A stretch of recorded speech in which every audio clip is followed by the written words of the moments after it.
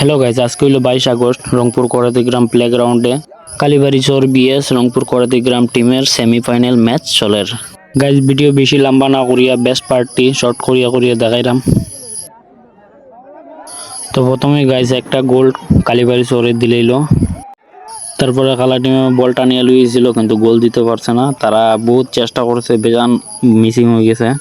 বেশিরভাগ গোলের সামনে কালা টিমে বলটা নিয়ে টেনে লয়ে গেছে, কিন্তু তারারও আজকে ব্যাট লাগ একটা গোলও দিতে পারলো না। হাফ টাইমের পরে রেড টিমে একটু লাগিল গোলটা দিতে পারছে না, সাইডের দিকে গেছে গিয়ে বল।